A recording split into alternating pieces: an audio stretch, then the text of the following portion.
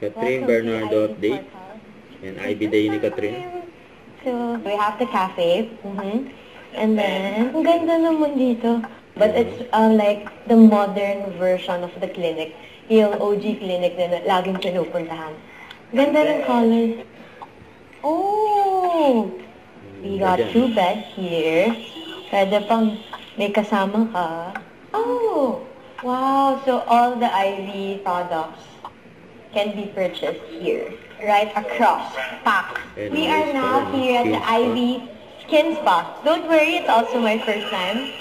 Let's go. Hi, Ate! Wow! So here we do the facial and massage. Perfect! Ang ganda dyan, oh. Wow, it's beautiful powder room. Ang ganda!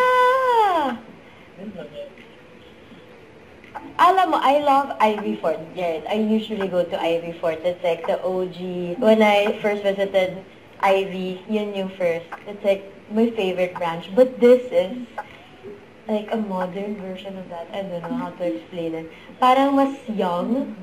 And it's very calming, so it's worth to visit. So, you have to check it out, guys. It's beautiful here. Yan, may massage pa ni Catherine. Yan, may facial massage. May sarap yung massage, oh. Yan, nakatanggal dyan ng stress. Saka session ni Catherine. Yan, sa Farjet. Hydra facial. Ang Curtis Artista, Catherine Bernardo. So that's it for my first ever visit here in Ivy Skin Spa and Ivy Parkal as well, their newly open clinic. My experience, it's different. I'm used to going to AI and to Ivy Fort, Ivy Vertis. I love going there, but this gives you a different kind of experience.